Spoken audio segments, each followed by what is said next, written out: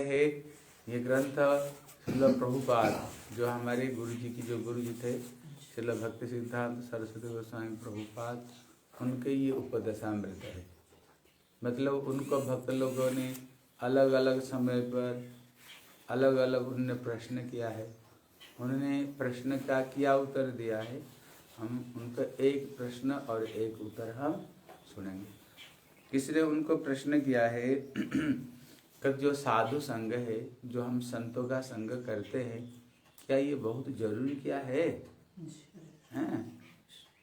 तब इसका ये उत्तर देते हैं, बोले निश्चय। जब तक जीव साधु संग नहीं करता है, तब तक जीव को पता ही नहीं चलता है मैं कौन हूँ, मैं कहाँ से आया, मेरे को क्या करनी चाहिए। इसलिए गोस्वामी तुलसीदास जी कहते हैं, बिनु सतसंग विवेक न होई, राम कृपा बिनु सुलभ न सोई। इसलिए कहते हैं बिनु सत्संग विवेक न होई। जब तक जीवन में साधु संग नहीं होगा तब तक जीव को ज्ञान ही उदय नहीं होगा। और जब तक भगवान की कृपा नहीं हो तब तक साधु भी नहीं मिलते हैं। इसलिए भागवत में बताए, भवा अपवर्ग भ्रमेत जदा जन्यस्य तहीर अच्युत सत्समागम, सत्समागम जहीर पराबर से जाए तो ही रति। यदि जीवन में हमें साधु संग कब मिलता है? कहते हम अनादिकाल से भगवान से बिछोड़ करके 14 ब्रह्मांड और 84 लाख जन्म में हम भटक रहे। कभी पेड़, कभी मकोड़े, कभी पशु, कभी पक्षी, कभी स्वर्ग में, कभी नरक में, कभी हैं, ऐसे ऐसे करके हम दुख कष्ट भोग कर रहे। जन्म जन्मांतर में ये दुख कष्ट भोग ही कर रहे हैं। लेकिन ये साधु संग कब मिलता है? कि जब संसार का सारे बंधन हमारे खत्म हो गए, सारे दुख कष्ट हमारे समाप्त हो गया, बोले तहिर अच्युत सत्समागम। तभी भगवत इच्छा से ही हमें भक्तों का संग तभी मिलता है। इसलिए महाप्रभु बोले, ब्रह्मांड भ्रमित कौन भाग्यवान जीव, गुरु कृष्ण प्रसाद पाए भक्ति लता बीज। कभी ब्रह्मांड भ्रमण करते करते किसी सौभाग्यवान व्यक्ति को ये साधु दर्शन तभी होता है। बोले कौन? बोले कौन मतलब किसके होता है? सबको नहीं मिलता है। कद जिनको पूर्व जन्म में जिसने भक्ति उन्मुख सुकृति किया है। बोले भक्ति उन्मुख सुकृति मतलब क्या होता है? कि 3 चीज होता है, अच्छे तरह समझो। एक होता है पाप है, एक होता है पुण्य है, और एक होता है सुकृति। बोले पाप किसको कहते हैं? बोले जो वेद विरुद्ध धर्म उसको पाप कहते हैं। जैसे जुआ खेलना, कोई नस्ली वस्तु को ग्रहण करना, अवैध रूप में पुरुष स्त्री, स्त्री पुरुष से मिलना, और जितने तरह का मांस, मछली, अंडा, प्याज, लहसुन खाना, चोरी, गुंडागिर्दी, दूसरों को कष्ट देना है। इसलिए शास्त्र में ये सब चीज को पाप कर्म कहते हैं। कहते ये पाप का फल क्या? बोले नरक जाओगे। दूसरा होता है पुण्य। बोले पुण्य किसको कहते हैं? कहते पुण्य इसको कहते हैं जैसे कि स्कूल खोल दिया, कॉलेज खोल दिया, हॉस्पिटल खोल दिया, अन्न छत्र खोल दिया, दुखी दरिद्रों को मदद किया है, तालाब खुदवाई कर दिया, कोई नाल बना दिया, इसको जिसको पुण्य कर्म कहते हैं। बोले इसका फल क्या है? बोले इसका फल स्वर्ग है। लेकिन ये जो 2 चीज है ना, जैसे बैंक में आपने कुछ पैसा रखा, लेकिन कब तक खाओगे? जब तक बैंक बैलेंस रहेगा, खत्म हो जाए फिर खत्म। पुण्य करके स्वर्ग जाओगे, खत्म, पुण्य स्वर्ग खत्म हो गया, बस इस मरते जगत में फिर आओगे। पाप कर्म के नरक जाओगे, नरक भोगाई हो गया, फिर इस संसार में आओगे, फिर दुख कष्ट भोग करोगे। लेकिन ये 2 चीज से भक्ति नहीं होती, ये दोनों चीज नश्वर है। लेकिन एक तीसरी चीज होता है जिसको कहते हैं सुकृति। कहते हैं सुकृति किसको कहते हैं?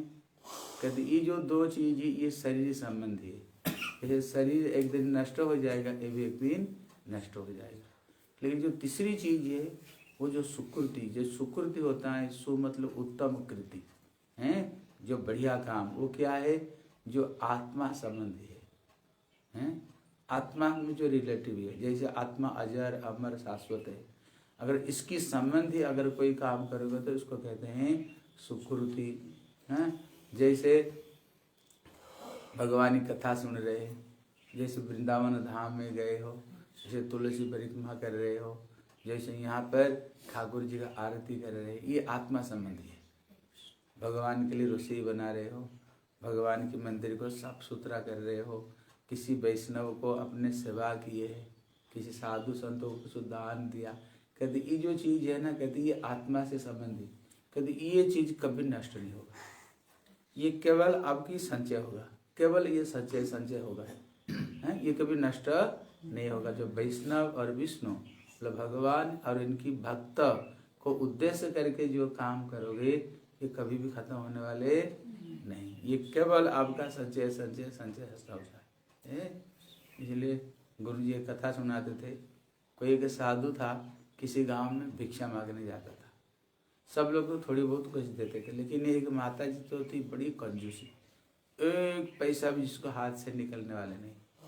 लेकिन संत दयाल होते हैं, वो सोचते थे किसी तरह से अगर इससे कुछ मिलेगा तो ठाकुर की सेवा में लगाएंगे, हैं संत सेवा में, जिससे इसकी कल्याण हो। लेकिन एक पैसा हाथ से नहीं निकले। संत दयालु होते हैं, वो छोड़ते नहीं, किसी तरह से कल्याण करना चाहते हैं।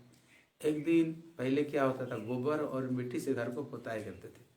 पहले होता ना गोबर, कभी किया कि नहीं गोबर मिट्टी से? पहले तो सीमेंट नहीं होता था, हाँ मिट्टी और गोबर दोनों मिला कर करते थे। उसमें बड़ा लाभदायी है, उसका शरीर के लिए बहुत अच्छा होता है। इसलिए वो सवेरे सवेरे पोता लगा रही थी, इतने में बाबा चले गए। बोले बाबा, बोले माता जी कुछ भिक्षा दो। बोले दारी के सवेरे सवेरे आ गया मुंह दिखाने के लिए, कोई काम धाम नहीं, कुछ दो। वो जो मिट्टी गोबर से पोता हुआ जो कपड़ा था ना, ये मारे, बोले ले इसको। लेकिन संत बड़े दयालु, बोले अभी तक तो कुछ दे ही नहीं रही थी, आज कम से कम उसको तो दे दिया। उसको ले करके पानी में अच्छे तरह से मल मल करके धोए, धूप में सुखाए और उसको बत्ती बनाई। शाम को जैसे घी में भिगवा करके ठाकुर जी को उन्होंने जय जय राधा कृष्ण जुगल मिलन आरती कराए ललिता दी। अभी ठाकुर जी का आरती किया, लेकिन वो कपड़ा किसकी थी? वो बूढ़ी माता की। लेकिन कहाँ पर लग गया? बोले ठाकुर की सेवा में लग गया। जब ठाकुर जी का सेवा में लग गया ना, उसका हृदय अपने आप परिवर्तन हो गया, अपने आप। बोला अरे संत कितने दयालु होते हैं, मेरे घर में कुछ ठाकुर को सेवा के लिए आते थे, मैंने दिया नहीं, गोबर मिट्टी से पुता हुआ कपड़ा मैंने मारा, फेंक करके मारा, मैंने अपराध किया। कल संत आएगा ना, फिर घर में बैठा करके उनको मैं सेवा करूँगी। क्यों? उसका कुछ चीज लग गया ठाकुर जी की सेवा हैं। इसलिए जब दूसरे दिन ही आए, रोज तो गाली देती थी, लेकिन वो गांव में जो बाबा है ना, दूर से देखा, बोले बाबा आज मेरे घर में भी आना। बोले आज इसको बुढ़िया को क्या हो गया, रोज तो गाली देती थी, आज तो घर में आना। जब उन्होंने आए, आसन देकर बैठाए, प्रणाम किया, माफ़ी मांगे, माफ़ी मांग कर बोले बाबा हमारी पाप हो गया, हम मेरे घर में आए थे, आपको मैंने अपमान किया है, हम मिट्टी गोबर से पुता हुआ कपड़ा छोड़ कर फेंक करके मारे, फिर उनको कुछ सेवा किया है। इसलिए जब हम भक्तों की सेवा करते हैं ना, उसको द्वारा क्या होता है, धीरे धीरे सुकृति बनती है। लेकिन अगर सचमुच से वो संत हो, ये चीज़ भी हमें ध्यान रखनी चाहिए। ऐसे नहीं संत को कोई चीज़ दिया, वो तो भगवान को सेवा में, तो पैसा हम जो देते हैं, पैसा की सार्थकता कब है? जब वो पैसा भगवान की सेवा में लगेगा। ऐसे नहीं हैं जैसे 100 रुपया घूमे आए, हमने पैसा दिया, पता नहीं पैसा कौन सा काम पर लगा है, इसको भगवान की सेवा में लगाया कि नहीं लगाया। इसलिए उसमें दोनों का ही पाप है, देने वाले को भी पाप है और जो लेने वाला उसको भी पाप है।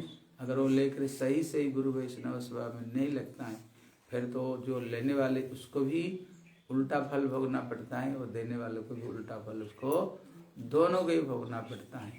इसलिए ये चीज़ को हमें ध्यान रखनी चाहिए। इसलिए यहाँ पर कह रहे हैं, कहते क्या भक्तों का संग की बहुत जरूरत है। बोले निश्चय, इनके संग के बगैर जीव का तो कोई कल्याण होने वाला है ही नहीं। क्योंकि जब भक्त संग होगा तो उसी समय फिर हमें पता चलेगा मैं कौन हूँ, कहाँ से आया, हमें क्या करनी चाहिए, तब भी हमें ज्ञान होगा। फिर क्या होगा, फिर हम भगवान के भजन में तभी लग सकते हैं। इसलिए क्या थे, साधु संग अपरिहार्य प्रयोजनीय। प्रभुपाद कहते साधु संग जरूर करनी चाहिए, जैसे घर में झाड़ू बुहारी लगाते हैं ना, अगर एक दिन अगर झाड़ू बुहारी नहीं लगाओगे घर गंदा हो जाएगा, हैं, घर गंदा हो जाता है। एक दिन अगर हम नहीं नहाते हैं, थोड़ी अच्छा लगता है, रोज नहा करके हम कपड़ा पहनते। कहते उसी तरीके तो रोज हमें साधु संग सर्वशास्त्र कहे, लव मात्र साधु संग सर्व सिद्धि है। सारे शास्त्र में कहते हैं साधु संग करो। अगर जीवन में एक लव अगर साधु संग हो जाए तो सर्व सिद्धि है, सब कुछ मिल जाती है एक लव साधु संग से, हैं। इसलिए कहते किंतु अधिकार अनुसार संग है, निकट थाकी लीजिए संग है ता न है। यहाँ पर कह रहे हैं जो साधु संग है, हमको जो अधिकार जैसे हमारी स्थिति है उसकी अनुरूप हमें साधु संग करनी चाहिए। इसलिए यहाँ पर कहते हैं साधु पास में रहने पर भी संग नहीं हो सकता है, अगर साधु से दूर में रहने पर भी संग हो जाता है। इसका मतलब क्या, अगर हमें जो साधु लोग जो उपदेश देते हैं, हमें जो उपदेश साधु देते हैं, अगर केवल उनको साथ में रहे लेकिन उनका उपदेश को ग्रहण नहीं किया, साधु के पास में रहते हुए भी हमने उल्टा पुल्टा काम करते रहे, लेकिन रह रहे हम साधु के पास में। जैसे उदाहरण दिया है, जैसे साधुओं में कोई जटा होता है ना, साधु ऐसे को साधु, लेकिन उसमें एक कीड़ा होता है, जू कीड़ा होता है ना, वो साधु की जटे में भी वो जू रहता है, लेकिन वो क्या करता है, बोले खून चूसता है, उसका संग नहीं करता है, इसको खून चूसता है, हैं। इसका मतलब नहीं साधु के पास में रह रहे हैं लेकिन अपना स्वार्थ को हम मिटा रहे, अपना स्वार्थ पूरी कर रहे हैं, साधु के पास में रह करके अपना मतलब को हम हासिल कर रहे हैं। कहते नहीं, उसको साधु संग नहीं करते। लेकिन ये बड़े दूर में रह रहे हैं, लेकिन साधु का आदेश को जीवन में पालना करते हुए भगवान की भक्ति को हम कर रहे हैं। कभी दूर में भी साधु संग हो सकता, लेकिन कभी कभी पास में रहने पर भी साधु संग नहीं होता है। इसलिए यहाँ पर प्रभुपाद कहते हैं आबार एक घर बास करियाओ संग है ना। कहते कभी कभी एक घर में साधु को घर में एक घर में रह रहे हैं, लेकिन उनका कोई आदेश उपदेश को अपना जीवन में हम नहीं उतारते हैं, तब भी साधु संग नहीं होता है। आबार निकट थाकियाओ संग है, दूरे थाकियाओ संग है ना। इसलिए कहते कभी कभी होता है साधु को पास में रहकर संग होता है, दूर में रहकर भी नहीं होता है, हैं। इसलिए साधु संग सुजोग प्रदान जनी मठे उत्सव आदि व्यवस्था। यहाँ पर कह रहे हैं जैसे मठ मंदिर में उत्सव आदि होता है, जैसे जन्माष्टमी होता है, राधाष्टमी, जैसे गुरु जी की तिथि होता है। बोले ये सब चीज़ क्यों होता है मंदिर में? कहते ये कि बहाना है, जैसे भगवान की जन्म उत्सव हुआ, सब लोगों को बुलाया, हैं, सब लोगों को बुलाया, राधाष्टमी हुआ, सबको बुलाया, वहाँ राधा रानी की कथा सुनाए, कृष्ण की उपदेश को सुनाए, कृष्ण की जीवन चरित्र को सुनाए, उसको द्वारा क्या हो गया? साधु संग हो गया, साधु संग हो गया। इसलिए हमारे भक्ति प्रज्ञान के सब गोस्वामी महाराज कहा करते थे, वो साल में 3 बार भक्तों को मंदिर में बुलाते थे। एक होता है जैसे ब्रजमंडल परिक्रमा, 1 महीना ब्रजमंडल परिक्रमा होता है, जब 1 महीना साधु संग में रहे, रोज सवेरे उठे, कीर्तन हो, हरि कथा हो, खूब भगवान सत्संग सुने, खूब हरि कथा सुने। क्या होता है जैसे बैटरी में चार्ज कर देते हैं ना, वो बैटरी सब कुछ समय तक चलता है, हैं। इसलिए फिर हम कथा सुनते सुनते साधु संग में रहते रहते हमारे अंदर में चार्ज हो जाता है। जो चार्ज होता है फिर घर में आने पर भी वही चार्ज घर में चलता है। फिर दूसरा बार क्या होता है, फिर रथ यात्रा होती है, होता है फिर दोल पूर्णिमा, गौर पूर्णिमा, महाप्रभु का जो होली उत्सव, फिर बुलाते हैं। कुछ दिन बाद में जो बुलाते, फिर साधु संग में 10-15 दिन रहे, खूब कथा कीर्तन सुने, फिर चार्ज हो गया। चार्ज हो जाएगा तो कुछ दिन चलेगा। फिर क्या करते, फिर जगन्नाथ जी रथ यात्रा आता है। रथ यात्रा आता है तो रथ यात्रा की बहाना बुला कर क्या करते हैं, फिर भक्तों को बुलाते हैं, फिर वहाँ पर 10-15 दिन तक खूब कीर्तन कथा होगा। इसलिए वो क्या करते थे, भक्तों को साल में 3 बार बुलाते थे आश्रम को, ले जाओ 5 महीना काम करो, 5 महीना काम कर पैसा कमाओ, वो आकर के 10-15 दिन साधु संग में रह करके कथा सुन करके जाओ, जिससे तुम्हारी भक्ति की भावना तुम्हारी बढ़े, है, भक्ति की भावना बढ़े। इसलिए यहाँ कहते जितने उत्सव होता है इसका कारण क्या? तो इसका कारण है साधु संग होगा, हरि कथा सुनने को मिलेगा, हैं, उससे हमारे अंदर में उत्साह आएगी भजन करने के लिए। कहते गृह व्रत धर्म ध्वंस करिया, कृष्ण व्रत करिवार जन्य जीवे दया। नामे रुचि हरि गुरु वैष्णव सवाय सुजोग प्रदर्शनार्थ उत्सव अनुष्ठान। इसलिए यहाँ कह रहे हैं ये उत्सव आदि जो मंदिर में होता है इसका असली तात्पर्य क्या है। कहते गृह व्रत धर्म ध्वंस करिया। कहते एक होता है गृह व्रत और गृह मेधि और गृहस्थ, ये तीन चीज होता है। कहते ये क्या फर्क है, अच्छी तरह समझो। गृह व्रत मतलब होता है जो भगवान की भजन को छोड़ छाड़ करके बस केवल पैसा कमाओ, केवल पैसा कमा कर खा पियो और मर जाओ। मैं, मेरी बीवी, मेरे बच्चे, मेरे नाती पोती, बस यही और कुछ नहीं जिसमें, बस इसी में ही अपना मन को जो इसको ही जीवन ने जो व्रत बना दिया, इनको ही खिलाओ पिलाओ, इनको ही बड़ा कर दो, बस नौकरी चाकरी शादी शुदा कर गए, बस खत्म। इसको ही जिसने अपना व्रत बना लिया। लेकिन भगवान को नहीं, भगवान को साथ में कोई मतलब नहीं, भगवान का कीर्तन में कोई मतलब नहीं, भगवान का नाम में कोई मतलब नहीं, भगवान की सेवा में कोई मतलब नहीं। खाओ पियो जानवर जैसे खत्म, मर जाओ। इसको कहते क्या है, गृह व्रत है। जिसने व्रत ही बना लिया यही सब कुछ है, हैं? गृह मेधि, गृह मेधि मतलब, मेधि मतलब दिमाग में सवेरे उठते नमक है कि नहीं, हल्दी है कि नहीं, मिर्च है कि नहीं, आलू है कि नहीं, चावल है कि नहीं, दाल, यही तो करते हैं ना। सवेरे उठते ही अपना दिमाग में मेरा बेटा क्या कर रही, मेरी बेटी छोरा छोरी क्या कर रही हैं। जिनको इससे कोई मतलब, जिससे भगवान भक्ति से कोई मतलब नहीं, बस हल्दी नमक तेल में जिंदगी को जो बिता दे। हाँ, जिनका दिमाग में और कोई इसको छोड़कर कुछ है ही नहीं। हाँ, जो तीसरी जो चीज है कहते गृहस्थ।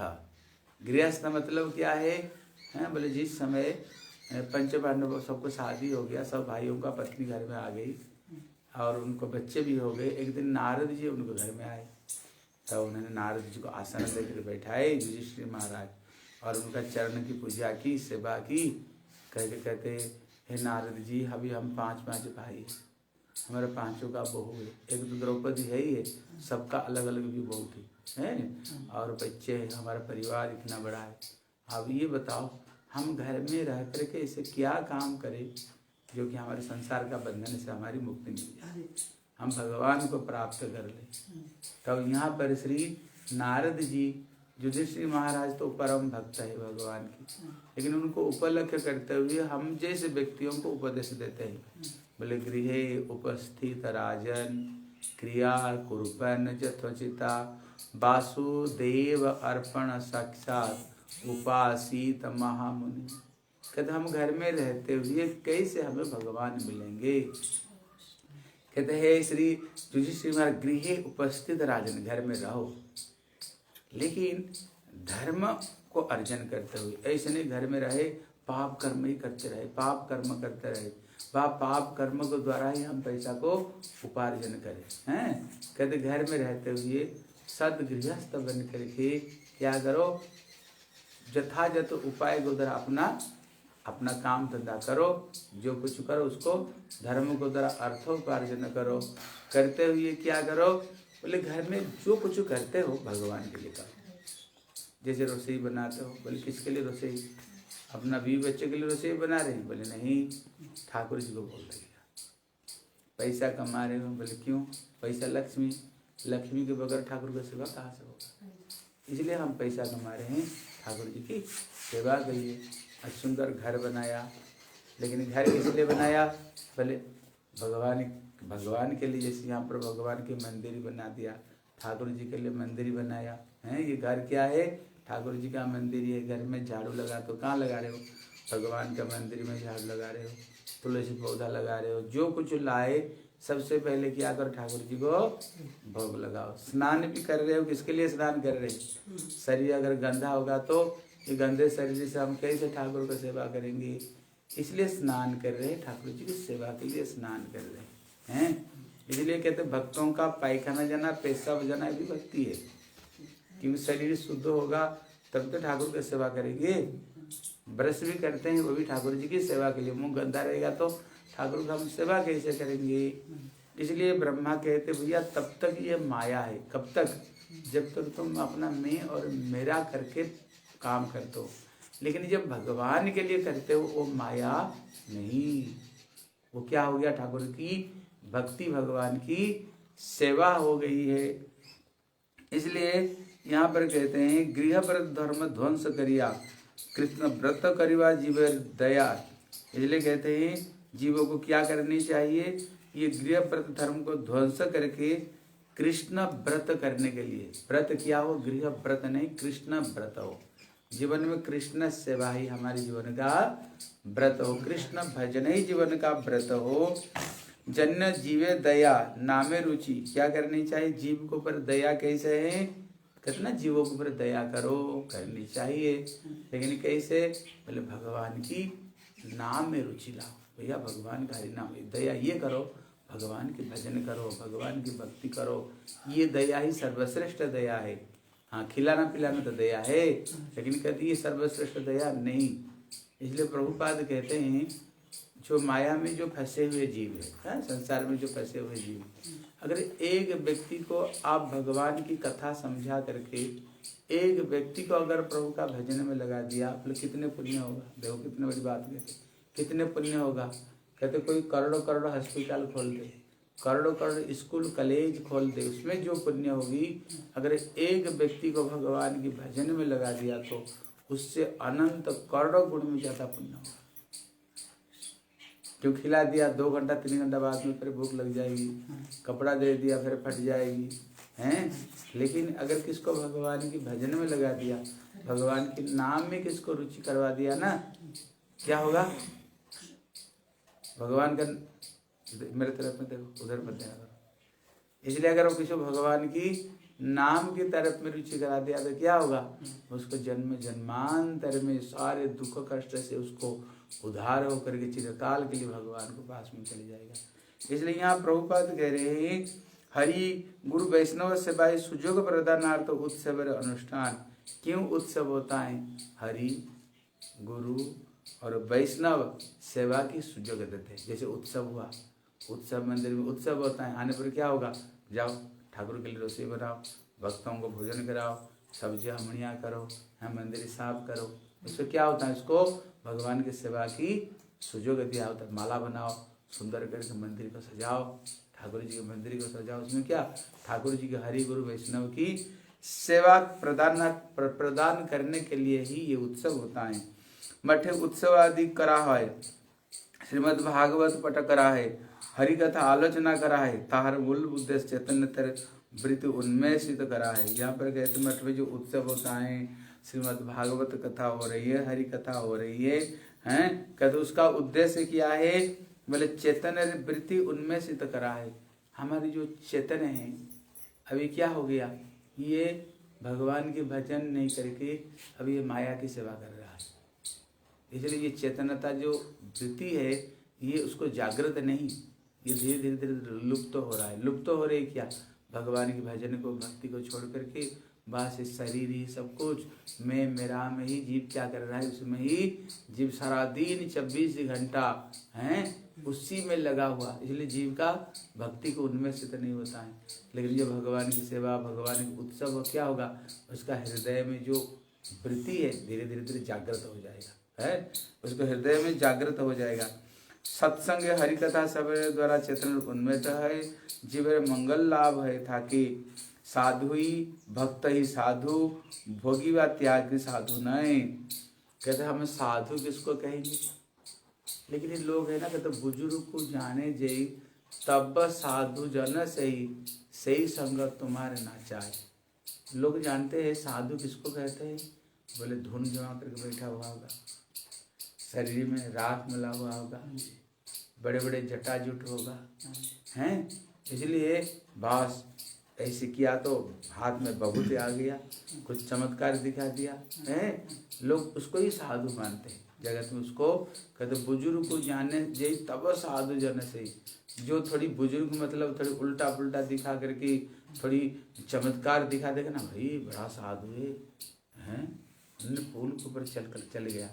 किसी ने एक सुबह क्या हुआ, किसी ने 12 साल तक तपस्या किया, उसने क्या सीख करके आया, भले वो पानी के ऊपर चलता है।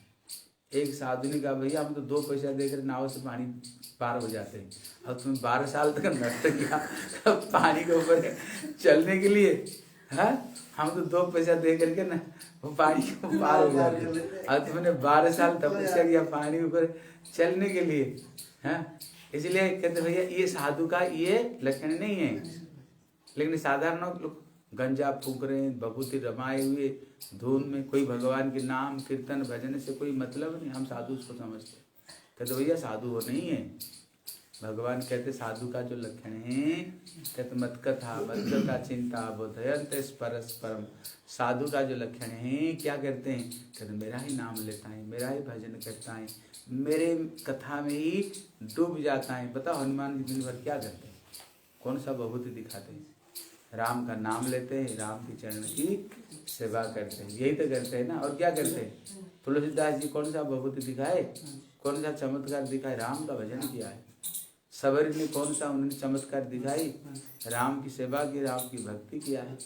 इसलिए भगवान कहते हैं मेरे भक्तों का लक्षण है विभूति रवाना, और कोई आश्चर्य चुटकुल दिखा करके विभूति दिखा देना, ये साधु का लक्षण नहीं है। ये साधु का लक्षण, भगवान के साधु का लक्षण कोई नहीं है। चमत्कार दिखाना सबसे बड़ा चमत्कार यही है। इसलिए विदेश में हमारे भक्तिवेदांत स्वामी महाराज जब गए प्रचार करने के लिए, बोले साधु तो चमत्कार दिखाते हैं, अब क्या चमत्कार दिखाए। तब उन्होंने कहते ये कम चमत्कार, ये अंग्रेजी को मुड़ा करके छोटी रखा करके गला में कंठी लगा कर तिलक लगा देना, और ये अंग्रेजी को भगवान के भजन में लगाना, कोई कम चमत्कार चाहे। हाँ, इसलिए मैं गया था विदेश, ऑस्ट्रेलिया गया था।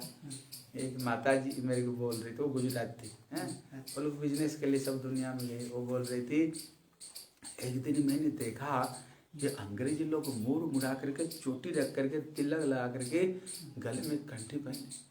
वो माता जी कह रही थी भैया ये अंग्रेजी को मुड़ाया किसने चोटी इनको किसी ने रखवाया, अंग्रेजी तो सब नहीं करते भक्ति, और गला में कंठी तिलक हरे कृष्णा। बोली ये तो हमारी हिंदू संस्कृति, हमारे हिंदू लोग ही तिलक कंठी माला सब हिंदू लोग करते हैं, ये अंग्रेज। बोले भैया इनका गुरु जी कौन हम ढूंढे, हम गुरु बनाएंगे तो उनको गुरु बनाएंगे जो ये अंग्रेजियों को भी तिलक कंठी माला लगा करके इनको भी प्रभु का भजन है।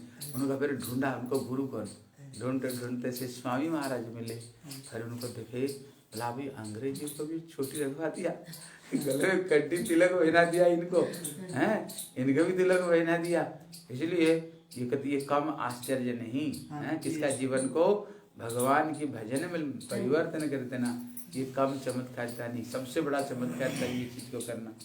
इसलिए कहते भैया त्यागी साधु नहीं है। आज हम ये नहीं खाते वो नहीं खाते, केवल दूध पीते हैं, फल खाते हैं और कुछ नहीं खाते हैं, ये सबसे बढ़िया चीज तुम खा रहे हो।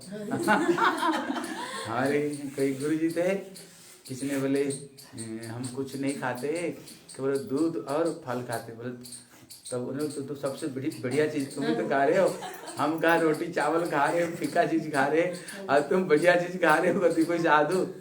इसलिए बोले भैया दूध पी करके अगर भगवान मिलते तो बछड़े को भगवान पहले मिल जाते हैं। अगर हर समय नहाने पर अगर भगवान मिलते तो ये कछुआ और मछली रहते जमुना में, इनको भी रोज मिल जाते भगवान हैं।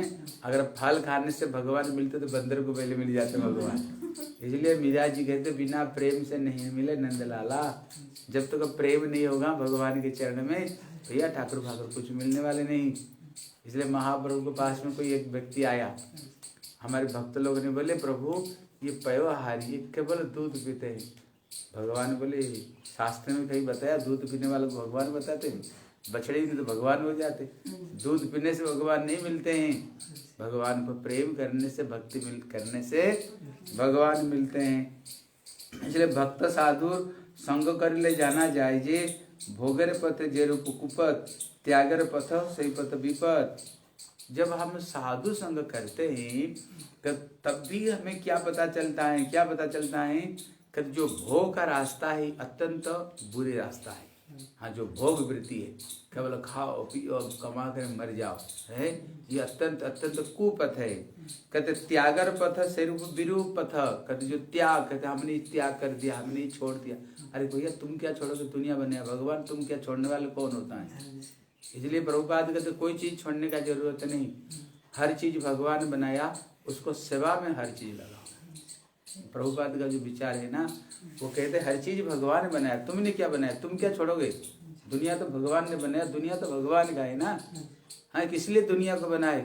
हर चीज। इसलिए उपनिषद कहता है ईशावासमिदं सर्वम यत्किंच जगत जगत, जगत में जो कुछ देख रहे हो भगवान का जगत, भगवान ने हर चीज बनाया। इसलिए क्या करो इस चीज को, हर चीज ठाकुर की सेवा में लगा। जैसे मंदिर बनाते, किसी ने प्रभुपाद को बोले ये साधु का काम तो पेड़ को नीचे बैठना, अब इतने बड़े सुंदर मंदिर क्यों बनाए हैं, इतने सुंदर? वो कहते मेरे लिए नहीं, तुम लोगों के लिए बनाए। अगर पेड़ को नीचे बैठा तो तुम आकर थोड़ी यहाँ बैठ कर कथा सुनते हैं। मंदिर बनाया तभी तो तू आकर बैठ कर कथा सुन रहे हो। ये गालीचा जो बिछाया चेहरा लगा तुम लोग बाबू भैया के लिए, मेरे लिए सब चीज नहीं। हाँ, तुम लोगों को धीरे धीरे धीरे धीरे तुम लोगों को भक्ति में ला करके धीरे धीरे कैसे भजन में लगाए, तुम लोगों के लिए बनाया, मेरे लिए कुछ नहीं बनाया है। इसलिए प्रभुपाद ने कहा जब सारी दुनिया की चीज जब भगवान की सेवा में लग जाए तभी वो चीज की सार्थकता। किसने, जो कलकत्ता में वहाँ पर बाग बाजार में गौड़ी मठ था, उस मठ के ऊपर ना बहुत बड़ा एक लाइट जलता था। प्रभुपाद इसलिए लगाया करते थे दूर से लाइट को लोगों को देखे पता चले कौन सा ये गौड़ी मठ ठाकुर जी रहते, कम से कम जीव को भगवान की बार में याद आ रही गौड़ी मठ का लाइट, कम से इतना तो याद है गौड़ी मठ में चल रहा है लाइट, बहुत बड़ा लाइट जला कर रखे थे।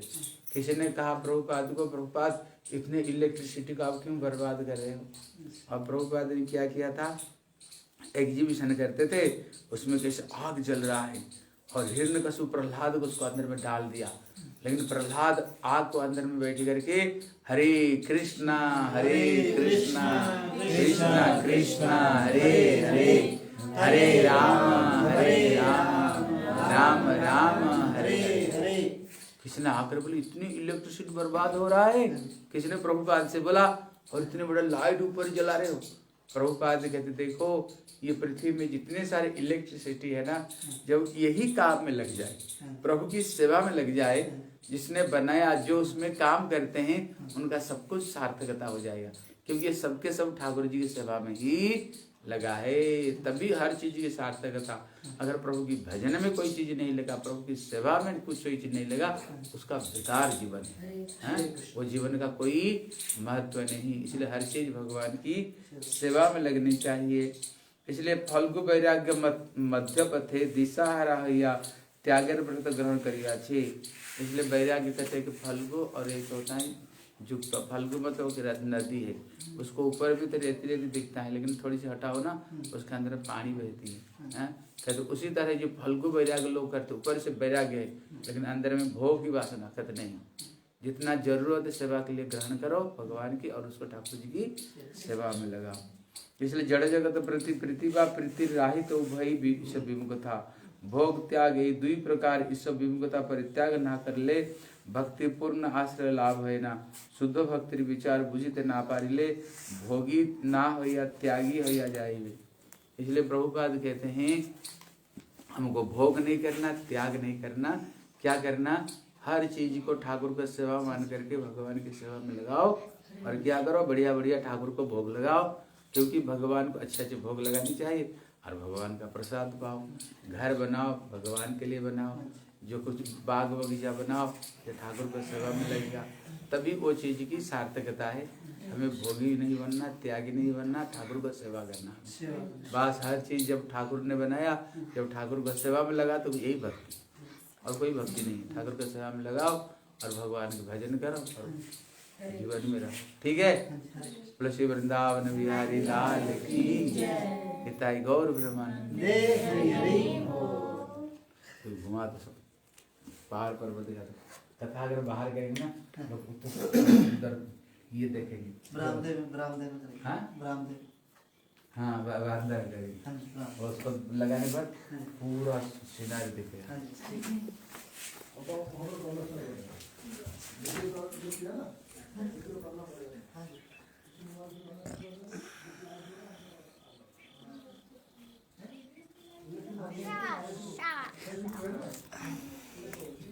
फिर खेलेंगे, अभी खेलने थे तो